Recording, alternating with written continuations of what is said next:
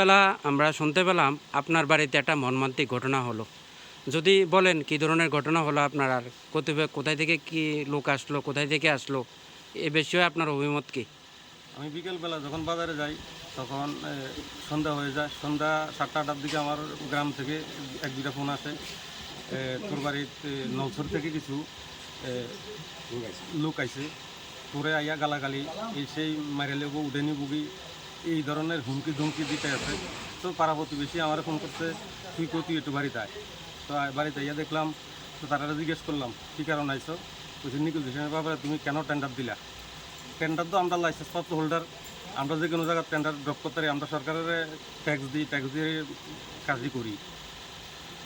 তখন 2-3 গাড়ি তারা আইসে, বাইদে ভাই আমি গ্রামের প্রধান মেম্বার সবাই আমি জানাই। তো তারাও এগিয়ে আইয়া পুলিশেরও খবর দিছি, তারাও আইসে। তো তারা একটা ঘরের মধ্যে নিয়ে তারা জিজ্ঞাসাবাদ করতে আছে, কেন আইসো তোমরা? কইছে যে তারাও কইছে যে আমরা নেগোজিয়েশনের আইসি, আমরারে তোমারে কাজ উদ্ধার করার লাগে স্যারেন্ডার লেটার লাগে। আমি তো স্যারেন্ডার লেটার তো আমি তো কামই পাইছি না, আমি তো কোনো কাজই পাইছি না।